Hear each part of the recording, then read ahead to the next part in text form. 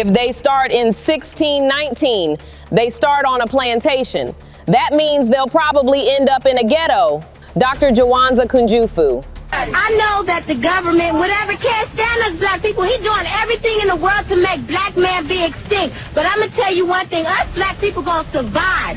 So what happened to a people that built the pyramids and yet now live in projects? What happened? What happened to a people that are the first to read and write using a term called hieroglyphics and yet now can no longer read or write? In essence, what happened to a people in terms of Egypt? It's amazing.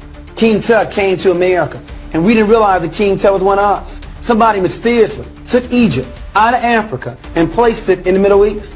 Now, how do you take a country out of a continent and then call it something else? As a result, we didn't realize that Egypt is in Africa. Egyptians are Africans, and we were the ones that built those pyramids. But my new history book, Lessons from History, Celebration in Blackness, for elementary, and there's also one for high school. You see, we are concerned about some issues here. The first one being, where do you start? You see, we have found that many black youth are embarrassed talking about the history. The Jews, now about the Holocaust, but us about slavery. I think one reason is where you start. The law says where you start will determine where you end up. Now, where do you want to start our children? If they start in 1619, they start on a plantation. It says where you start will determine where you end up. Now, where do you want to start our children? If they start in 1619, they start on a plantation. That means they'll probably end up in a ghetto. But if you start 4 million years ago on a pyramid, they end up being free.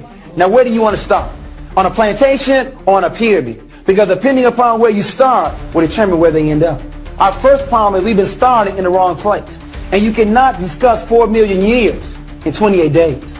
Black History Month. Now, I'm glad we got the month. It used to be a week. But you can't discuss 4 million years in 28 days. It's simply not enough time. And then the other issue, what are we going to discuss?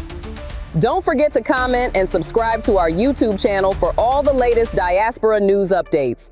This is Diaspora News Guide. Follow us on Facebook, Instagram, and LinkedIn for more authentic updates and perspectives that matter to our global community.